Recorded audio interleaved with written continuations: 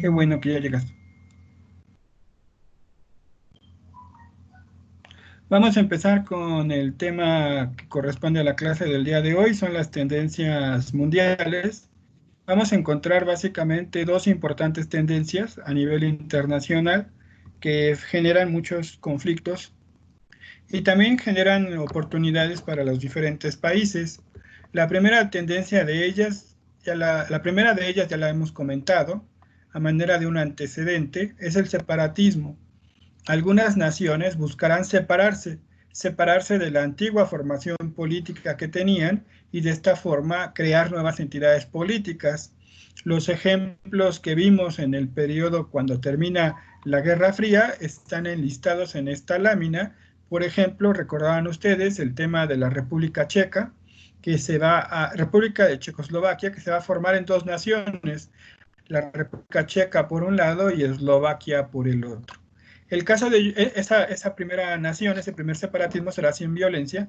Vamos a tener el caso de Yugoslavia, que se va a separar en 6 estados, algunos de ellos sin violencia y algunos otros con lujo de violencia, con extrema violencia, con guerras, con campos de concentración. Estaríamos hablando de Eslovenia por un lado, de Croacia, de Bosnia-Herzegovina, Macedonia, Montenegro, propiamente Serbia, y al interior de Serbia también el separatismo de Kosovo. El caso de la Unión de Repúblicas Socialistas Soviéticas, recordarán ustedes que se va a dividir en 15 naciones y estas no se llevará a cabo por el tema de la violencia, sino por un tema pacífico. Pero al interior de antiguos territorios de la antigua Unión Soviética, nos vamos a encontrar con separatismos al interior del Cáucaso. Recordarán ustedes el caso de Abjasia en Georgia, el caso de Osetia del Sur en Georgia y también el caso de Nagorno-Karabaj en Azerbaiyán. También nos vamos a encontrar al interior de la Federación Rusa ejemplos de separatismo, y el más violento es el de Chechenia, recordarán ustedes, y también en este mismo marco se establece el separatismo de algunas comunidades rusófilas al interior de Ucrania que se quieren incorporar al territorio ruso mediante la violencia. Otros separatismos que nos vamos a encontrar en el mundo en la actualidad está el caso de Cataluña, esta región, esta comunidad autónoma dentro del gobierno español que se encuentra localizada aquí en el mapa. Voy a usar el marcador. Esta es Cataluña, que se quiere separar del territorio español. España está integrada por comunidades autónomas con un ámbito meramente regional, pero también con una característica bien especial. Tienen idiomas autóctonos. El caso de Cataluña es precisamente el catalán. El catalán es una mezcla entre español y francés, y en este sentido, Cataluña desea separarse del territorio español. Es un conflicto reciente. Es un conflicto que todavía genera manifestaciones de la población con un extremo nacionalismo. No sé si recordarán ustedes que hace 2 años se formó un gobierno separatista catalán que sometió a las urnas el deseo del pueblo catalán de separarse de España. La población acudió a votar y la mayoría decidió separarse de España. El gobierno central, aquí está la capital, está Madrid. El gobierno central decide que aquellas autoridades separatistas fueran encarceladas. Algunas de ellas huyeron, otras se encuentran actualmente en prisión, y ese sentimiento separatista fue sometido con un orden jurídico constitucional español. Sin embargo, el sentimiento separatista todavía está presente en la población catalana. La imagen que vemos aquí en la lámina es precisamente una iglesia que tiene bastantes años de construcción en Barcelona, que es la capital de Cataluña, y representa uno de los fenómenos de mayor belleza arquitectónica que tiene la ciudad. Todavía no ha sido concluida la construcción de la iglesia de la Sagrada Familia. Yo tuve oportunidad de visitar Barcelona en el 2006. Hay visitas guiadas, aunque todavía no estaba terminada la obra.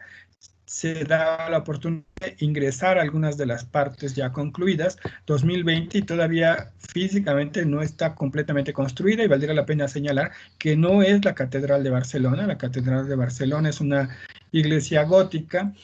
¿Por qué se quiere separar Cataluña? Por un lado, el tema lingüístico que estábamos platicando. Por el otro lado, cuando se forma el Reino de España, recordarán ustedes sus clases de historia, es el matrimonio entre Fernando de Aragón, acá está Aragón, en aquella época Aragón y Cataluña formaban un reino, y por el otro lado Isabel de Castilla, acá está Castilla. El matrimonio de estos dos monarcas dará la unión al gobierno que posteriormente conoceremos como el Reino de España. En la parte sur de la península se encontraban comunidades musulmanas. La unión de estos reinos, que serán los más poderosos, permitirá que sus ejércitos expulsen a los musulmanes del sur de España, y la unidad de todo el reino español será en 1492. Yo siempre me he hecho la pregunta, quién mandaba en ese matrimonio entre Fernando de Aragón e Isabel de Castilla? ¿Quién creen que mandaba en ese matrimonio? ¿Quién creen ustedes? Isabel. La reina. ¿Por qué? ¿Por qué la reina? ¿Siempre mandan las reinas, Octavio? Sí. ¿Los reyes no mandan? Se da más el caso, profe, que mande la reina, pero igual el rey tiene una autoridad para ser autócrata. Ah, también. Yo he comprobado, y les voy a platicar por qué, que mandaba Isabel de Castilla. Y por el otro lado, Fernando de Aragón. El aragonés también se parece entre el español y el francés, al igual que el catalán. De este lado está Francia, por cierto. De ahí la influencia de Francia con estas dos regiones españolas. Pues mandaba Isabel. ¿Qué idioma hablamos actualmente los países de herencia española? Hablamos castellano. Y el caso de Isabel era precisamente la reina de Castilla, y hablamos castellano. De ahí que muchos de los partidarios del separatismo de Cataluña lo fundan precisamente en un hecho histórico. Cataluña era separada de España, y en 1492 se juntaron por la decisión del rey Fernando, pero antes era un gobierno separado. Y si ya vivió en forma separada Cataluña, pues desea de nuevo volver a separarse del territorio español. Otro ejemplo lo vamos a tener en Escocia, precisamente hace 3 años. Si se acuerdan que en alguna vez hablábamos de las regiones, los reinos que integran la Gran Bretaña. En la parte sur está Inglaterra, luego tenemos a Gales, la parte norte de Irlanda, y la parte norte es Escocia. Escocia tiene sentimientos de separatismo del Reino Unido, de la Gran Bretaña e Irlanda del Norte. Hace 3 años hubo una votación que permitió que en una forma pacífica la población decidiera: ¿quieres seguir formando parte del Reino Unido de la Gran Bretaña o quieres independizarte? La población acudió a las urnas, y la mayoría de la población decidió seguir perteneciendo al Reino Unido de la Gran Bretaña e Irlanda del Norte. También hay un fenómeno separatista, pero en unas condiciones pacíficas, en esta región al norte de las Islas Británicas.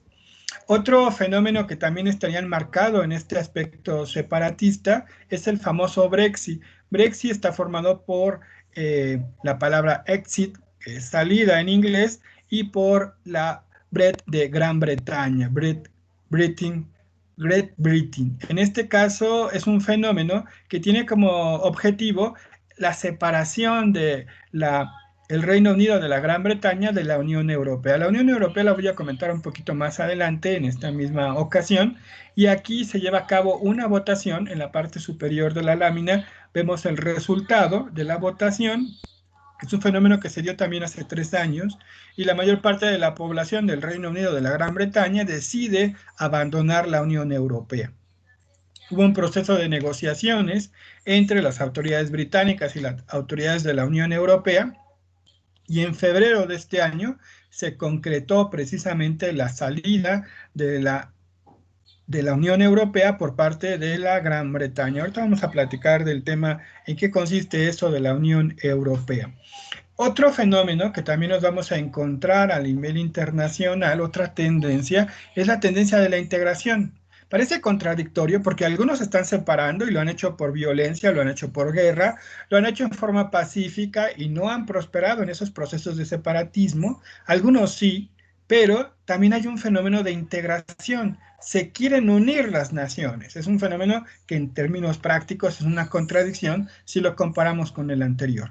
Estas tendencias de integración las vamos a clasificar por un lado como organizaciones regionales con un carácter eminentemente político y también como organizaciones de carácter económico con la creación de bloques económicos. En el tema político, una de estas tendencias es la Comunidad de Estados Latinoamericanos y del Caribe, comúnmente llamada como la CELAC. Es un mecanismo intergubernamental de diálogo y acuerdo político que incluye a 33 países de América Latina y el Caribe. Es un foro regional de consulta para establecer políticas y toma de decisiones en el ámbito eminentemente político, quisiera resaltar.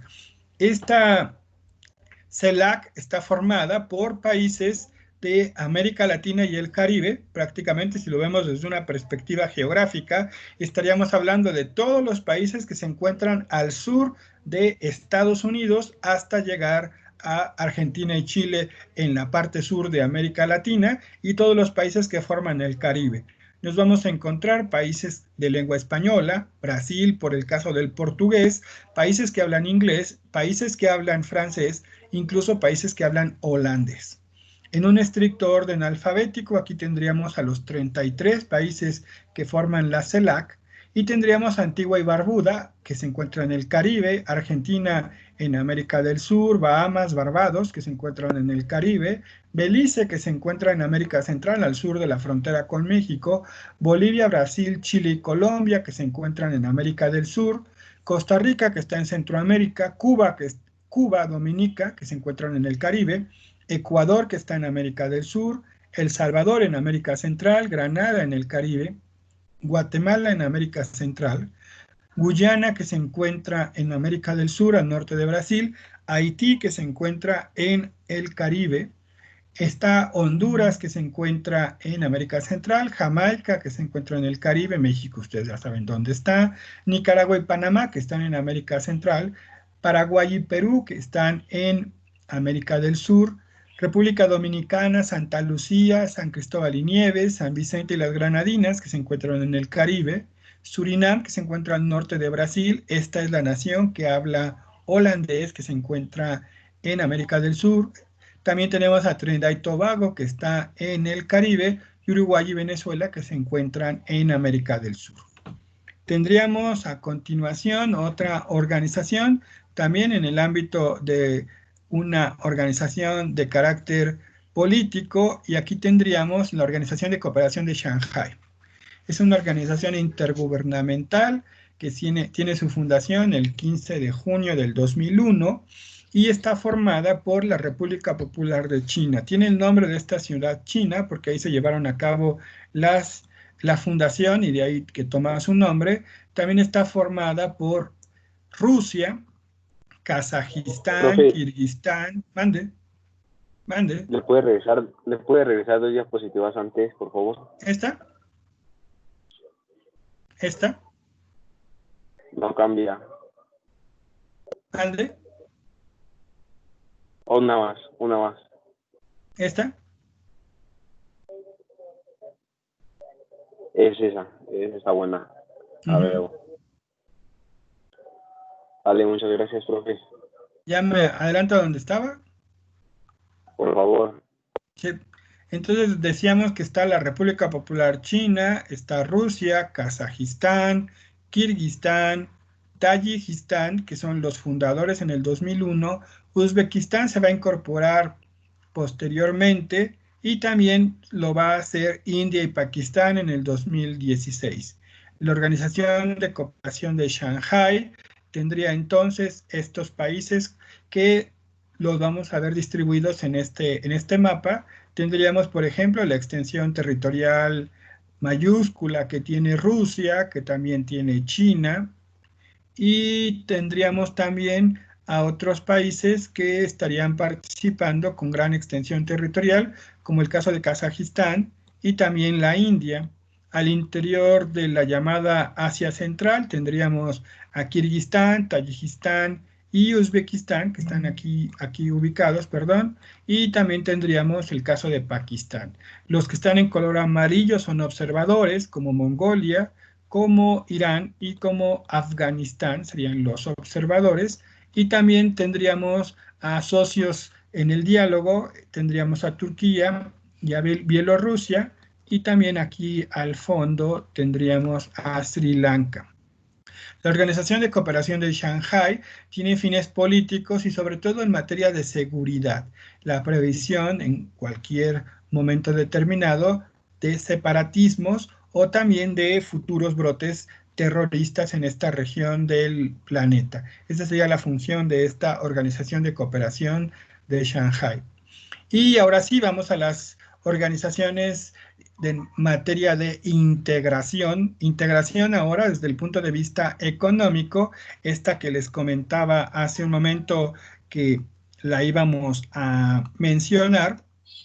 Aquí tenemos precisamente la Unión Europea. La Unión Europea es un proceso de integración económico. Este proceso de integración económico tendrá como finalidad la generación de un mercado común para la liberalización del comercio de productos, bajar los aranceles y de esta forma permitir la competitividad y la disminución de las barreras no arancelarias. Será en 1957 cuando 6 países europeos decidieron establecer este proceso de integración económica y serían los que se encuentran en color azul. Los 6 países que estaría mencionando en este caso es Alemania. Recuerden ustedes que había 2 Alemanias. Esta sería la República Federal Alemana. Tendríamos también a Luxemburgo, es una pequeñita nación que está aquí. Tendríamos también a Bélgica. Tendríamos también a Países Bajos, a Francia y a Italia. Esos 6 países, 3 de ellos grandes, el caso francés, el caso alemán y el caso italiano, y 3 muy pequeñitos, Luxemburgo el más pequeño, luego Bélgica y luego Países Bajos, será el núcleo que formará este proceso de integración. Incluso en aquella década de los años 50 no se llamaba todavía Unión Europea, era la Comunidad Económica Europea. Incluso el proceso de liberalización de las mercancías se va a llevar a cabo en 2 ámbitos. En el caso del carbón y el acero, como una forma de permitir la libre circulación en la reducción arancelaria de estas 2 mercancías, y posteriormente de la energía atómica. Y de esta forma se empezará a consolidar una integración económica, una unión económica entre esas 6 naciones. En los años 60 del siglo pasado no se incorporó ninguna nación, y en los años 70, en 1973, aquí tendríamos el dato, se van a incorporar 3 naciones.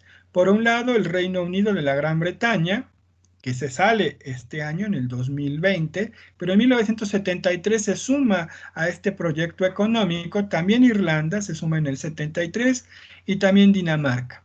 Vale la pena leer por acá que Groenlandia, que pertenece colonialmente hablando a Dinamarca, también se va a incorporar en ese periodo. Ya tendríamos la Europa de los 9, 6 originarios y 3 que se incorporan en 1973.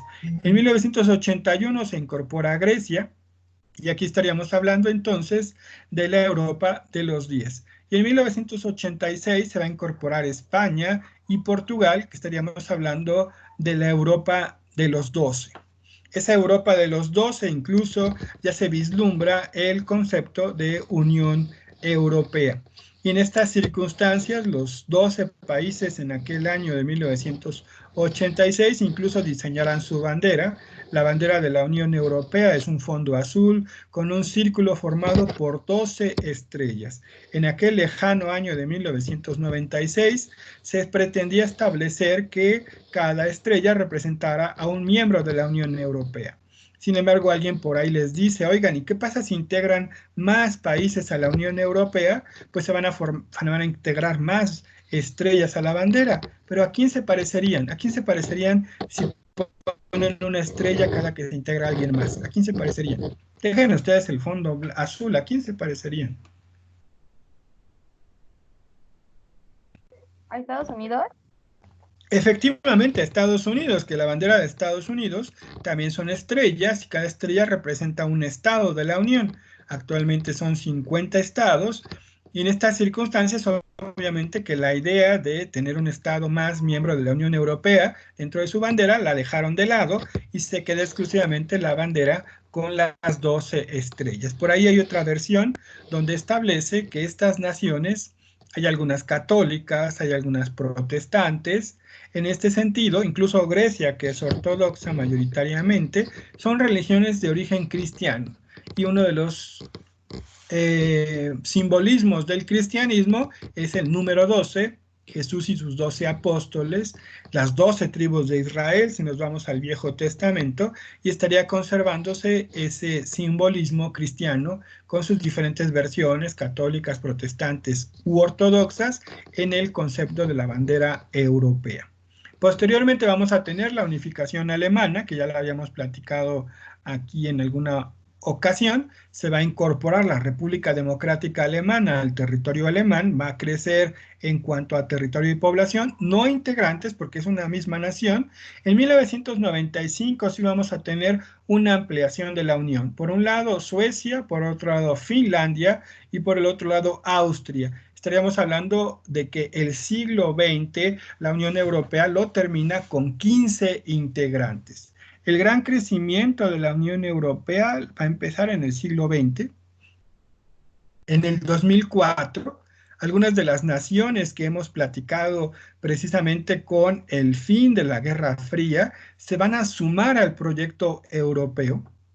10 naciones se van a incorporar a la Unión Europea en estas circunstancias y vamos a tener, por ejemplo, que algunas de ellas son incluso miembros de la antigua Unión de Repúblicas Socialistas Soviéticas, obviamente que existía el socialismo en su economía, y algunas otras serán socialistas por el proceso de la famosa división entre socialismo y capitalismo. Vamos a empezar a numerarlas, si me ayudan, tendríamos Lituania, Letonia y Estonia, que se encuentran aquí ubicadas, son 3. Tendríamos a Polonia 4, a la República Checa 5, a Eslovaquia 6, a Hungría 7.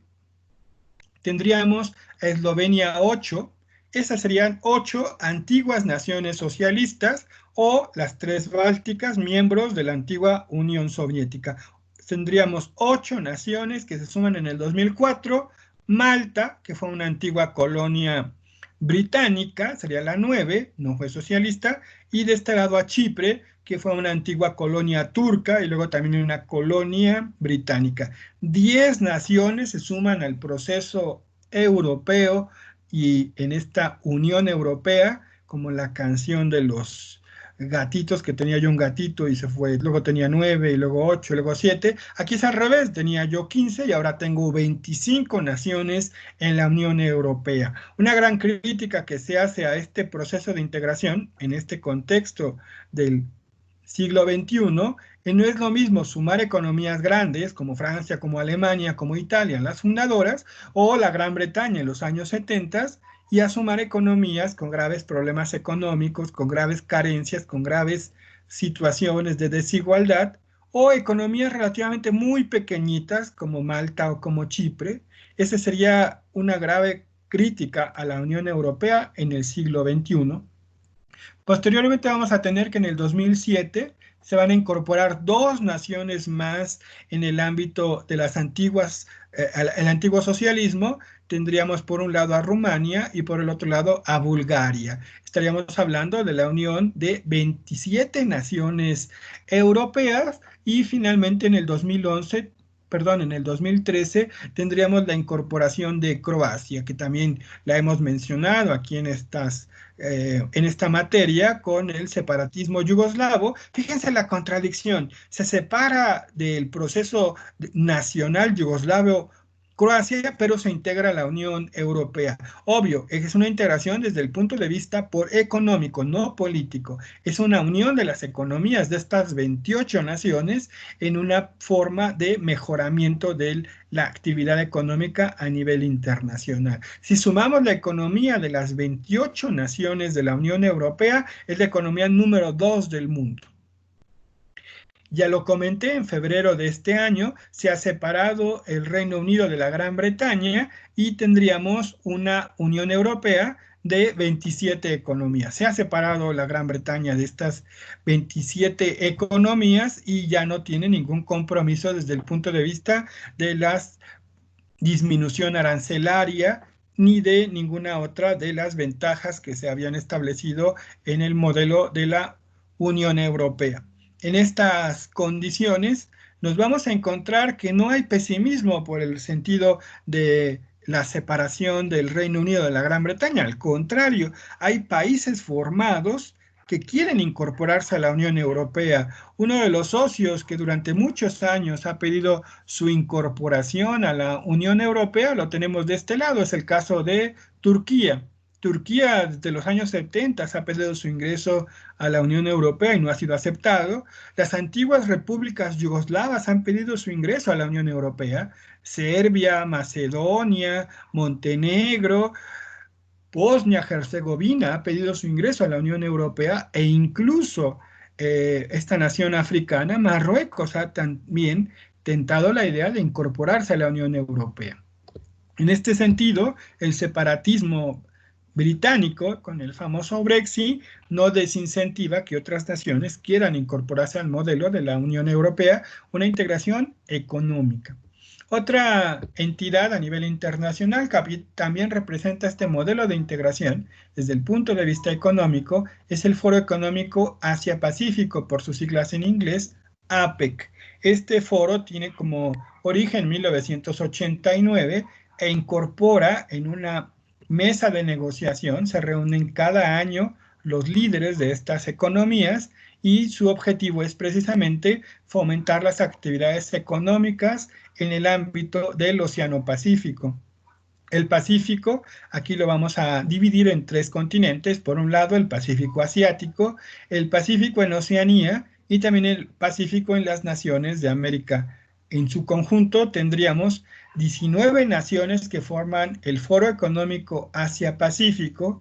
Aquí en esta lámina vemos, por ejemplo, en orden alfabético y también el año de su ingreso al modelo del Foro Económico Asia-Pacífico. Australia, que es fundadora, Oceanía, Estados Unidos, por el caso de América, también es fundador. En 1998 se incorpora Rusia. Recuerden ustedes que Rusia tiene una perspectiva europea, pero también una perspectiva asiática con costas en el Océano Pacífico. Tailandia, que es fundador de Asia.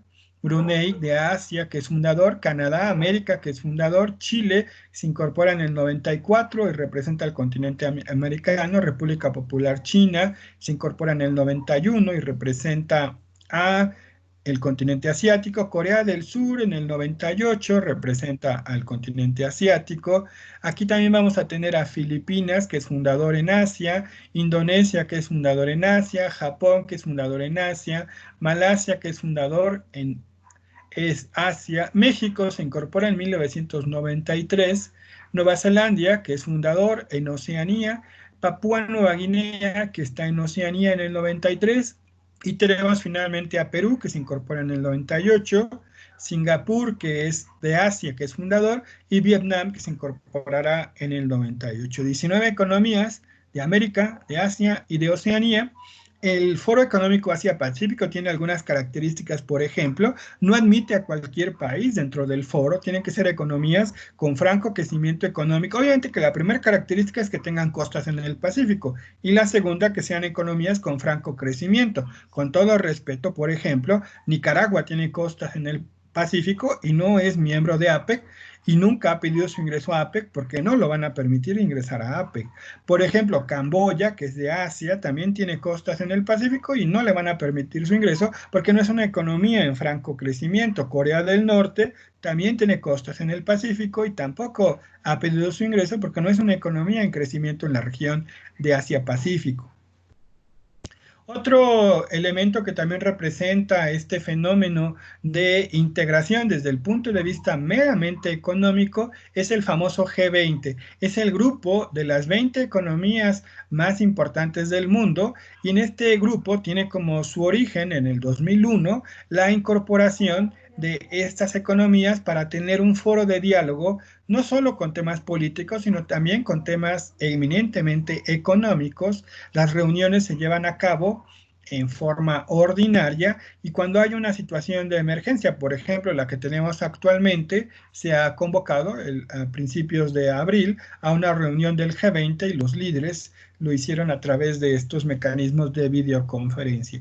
Aquí están las banderas de las 20 economías, no están por orden alfabético, tendríamos a Rusia, Estados Unidos de América, China, Francia, Turquía, Brasil, Australia, Canadá, Italia, Japón, Corea del Sur, Arabia Saudita, Argentina, Sudáfrica, India, Indonesia, México, la Unión Europea como uno de los integrantes del G20 en su conjunto.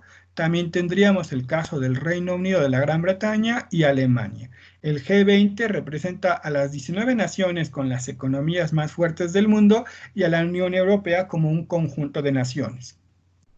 Tenemos ahora algunos mecanismos de integración también en el contexto regional. Por ejemplo, tenemos al Mercosur, el Mercado Común del Sur, que son economías que están en un proceso de integración. En el caso de América del Sur, este mecanismo inicia en los años 90 y tendríamos a las dos economías más importantes de América del Sur, el caso de Argentina, el caso de Brasil, Paraguay y Uruguay, dos pequeñitas economías de América del Sur. También tenemos otro mecanismo, otro bloque económico, eminentemente está formado por naciones con un franco crecimiento económico a fines de los años 90 y al inicio de este siglo, el famoso BRICS. El BRIC está formado por 5 naciones representando una perspectiva regional, continental, y tendríamos naciones con crecimiento económico, con gran extensión territorial y también con cantidad de población considerable. Brasil por un lado, Rusia, India, República Popular China y Sudáfrica. Sudáfrica por parte del continente americano, India y China por el continente asiático, Rusia con su perspectiva, como ya lo platicábamos, europea y asiática, y Brasil representando a las naciones del continente americano. Economías con amplio crecimiento, con amplia población y mercados de consumo muy importantes. Y también, finalmente, otra entidad que tiene este mismo mecanismo de integración desde el punto de vista económico, lo vamos a encontrar en la llamada Alianza del Pacífico. Son países latinoamericanos que tienen como objetivo la posibilidad de alcanzar mecanismos de integración. En este caso, una de las características es que tengan costas en el Océano Pacífico y vamos a encontrar a Chile, a Colombia, a México y a Perú. Como mecanismo de integración económica, a partir del 2012 existe la Alianza del Pacífico y hasta la fecha hay posibilidad incluso de haber una movilidad estudiantil, una movilidad de turistas y en un futuro no muy lejano, establece en el 2030 la posibilidad de que haya una movilidad de trabajadores entre estos 4 países. ¿Alguna duda, un comentario para finalizar la sesión del día de hoy?